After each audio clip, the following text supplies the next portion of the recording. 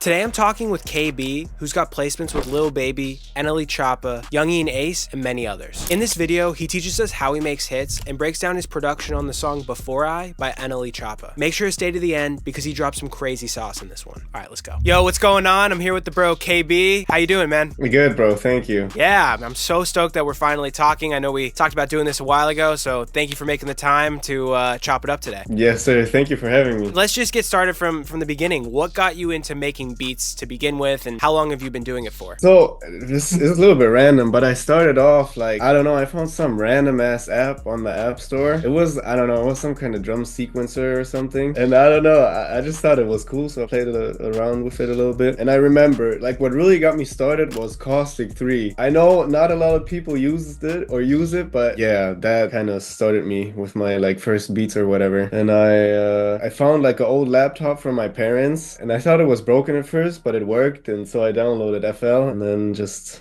went from there. And so when did you first go full-time making music? I mean, I don't know if you can call it full-time, because I mean, I study, I live at home, so I don't have a lot of expenses apart from my car. I don't have any other income apart from music, so. And what's that like? Like, is it, because I mean, you got some massive placements, NLE Choppa, Lil Baby, like, is it, do your parents understand? I'm sure your friends understand, but like, what does that feel like? I mean, it's dope, I guess, especially from like the recent Lil Baby song. My parents are supportive, but I feel like they still don't take it 100% serious. It's still like kind of a hobby. And so you're from Germany. What was it like coming up as a producer in Germany and in Europe in general, especially with hip hop and most of popular music? It's kind of based in the US. Like, what was that process like? Especially there's so many sample makers and loop makers in Europe. Like, what was that like for you? I don't know, not too special to be honest, because I didn't really listen to any German rap, so I was always listening to US hip hop. I listened to a lot of Lil Baby, a lot of Pop Smoke, R.I.P. Used to listen to a lot of Juice WRLD and whatever. I don't know, whenever I just started to make beats that were like in the US style, I guess. And so when I got more into it, I was just connecting with people through Instagram, just did the DM grind and slid into everybody's DMs, trying to get a loop mail, sample mail, whatever number. Yeah, that's basically how it started. So I don't know, the first 5 years probably, I didn't go to any studios or nothing. It was just all me from my bedroom. And do you feel like the industry or like everything has changed now? Like, if you were a sample maker or a loop maker coming up somewhere outside of the US right now, would you do the same things? I feel like definitely that the sample game, especially the like sliding into the DMs, I wouldn't say it's dead, but I think it's definitely more saturated. And like, you can tell the people are like sick of everybody spamming their DMs. But yet, I think I would still do it, because I mean, if you're from somewhere else and you want to work with people overseas, you don't have a lot of other options apart from connecting online. Yeah, what I don't recommend is buying some random email list from other producers. I don't think that's a good idea. And this is what I like, pretty much everybody is saying, like, build a relationship with the people. So, and you're not gonna achieve that through buying an email list with random contacts on there. Do you have any tips for people on how to build an authentic relationship? What I've come to find out, there's no secret. It's just be yourself. Don't be too spammy. And I think definitely having a clean Instagram page can help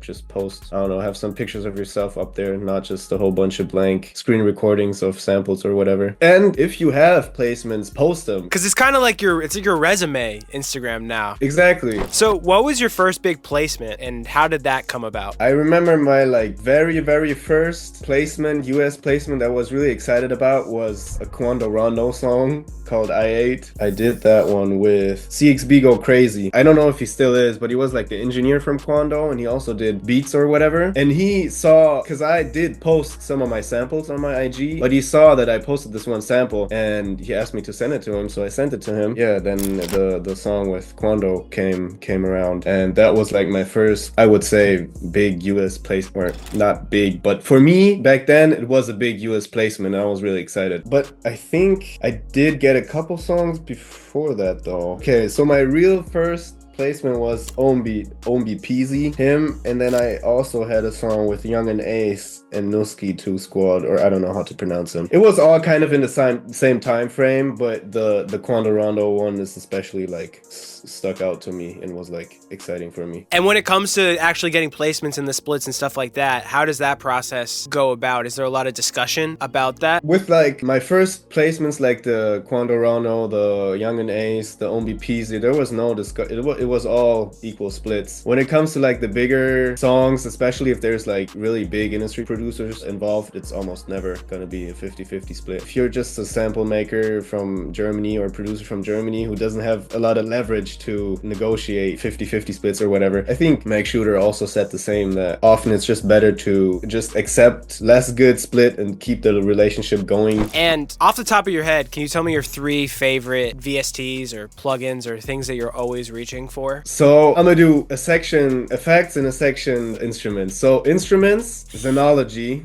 Slept On, crazy plugin. I feel like it has a lot more usable sounds. The Analog Lab bundle, but I tend to use the individual synths that come with it and not like Analog Lab. And the third one is one-shots, because I use a lot of one-shots, and I feel like people sleep on one-shots because one-shots can go crazy and you can do stuff with them that no VST can do. So, and effects, I always, almost in every beat sample or whatever I make, I use Fab Filter, Pro Q, and Wave Sound Shifter. And recently I also used API 560 a lot from Wave.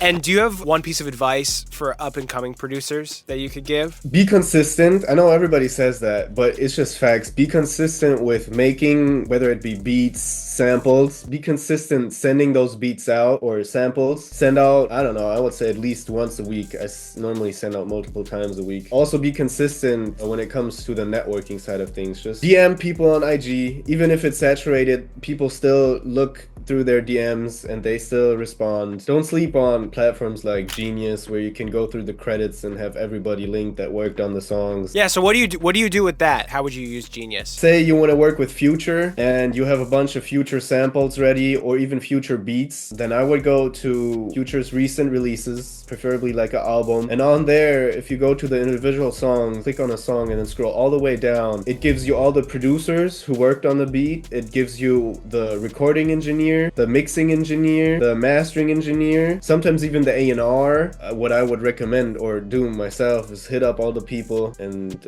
ask, yo, let's work. Yeah, if you want to send beats, hit up the A&Rs, the recording engineers, and if you're a producer trying to send samples or ideas through, then hit up all the producers who worked on the beat. This is something I always struggled with. When you're sending out your weeklies or multiple times a week you're sending out emails, how are you structuring it with your email list? Like, is it just through Gmail, or are you doing like how do you figure it out? How do you do that? I literally just use the editor program on Windows. Just had all my emails in there, would just go copy and then put them in BCC on Gmail, put in my samples and send it. That's it. Okay, right on. So how did Before I by NLE Choppa come about? So I was sending out loops like I've always been. Then randomly one day, Jordan hits me up on IG. And for the people who don't know who Jordan is, he's the manager of Skip on the Beat, who did the drums on the NLE Choppa placement. He just basically said, yo, I made a play with one of your samples, send me your number. And that was back in November 2022. And so I was like, yo, whatever, bet. I hit him on his phone number, never got a response. So I was like, oh, okay, cool, whatever. And then a couple months later, he hit me up on IG again and was like, yo, like, I didn't get your text, whatever. Send me another message. So I sent him another message. And then he basically told me on iMessage, like, yo, we got a song with NLE Choppa, blah, blah, blah. That was basically how I found out about it. And then later, he like played me the song through FaceTime. That was the first time hearing it. And then yeah, it released. And also you have that really crazy Lil Baby placement, Insecurities. How did that one come about? It was actually quite random. I was chilling on Discord with one of my homies, clicking through people's stories, and I saw that Mac Shooter posted like a snippet of Lil Baby performing a new song on some festivals. And I was like, oh damn, Mac got another crazy placement. Nice. And I minded my business, went on scrolling, whatever. And then a couple hours later, Mac sent me a DM and was like, yo, did you work on the sample? looked at the sample, and it was in fact one of my samples, or the sample that we worked on. And then I was like, hold up, wait a minute, is that the sample from the snippet? And then so I went back. Yeah, so I heard Lil Baby rapping on a sample I worked on. So, and then I was going crazy in my room, and then it released 2 weeks later. That's like the dream, I guess, too, where it actually comes out so quickly after. Yeah. Well, yeah, let's break down the NLE Choppa placement. Yes, let's do it. Let's do it. Let's do it. So basically, how the sample came about, everything started with a starter from De Castro. He sent me the starter called Tonight. I'll play it for you guys real quick.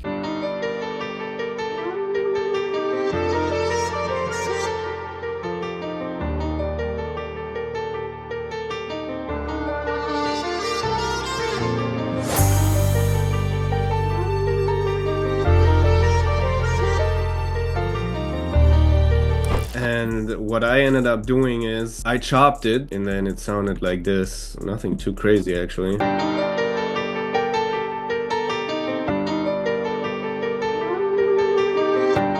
Just a little bit of EQ, and I did like a little shaper box pan thing. And then the next thing, I found this old Memphis sample on YouTube. I went on YouTube and was looking for some old Memphis samples, and I found this DJ Zerk, Lock 'em in the Trunk. Downloaded that and just added it on here.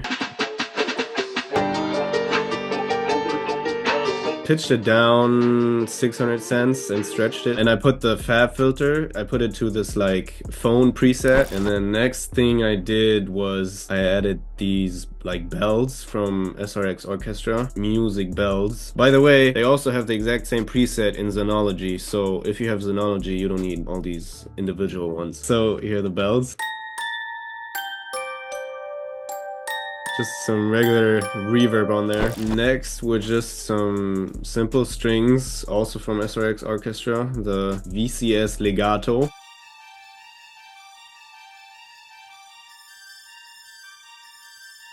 Really simple, nothing too crazy. And then, last but not least, I just added this little swoosh.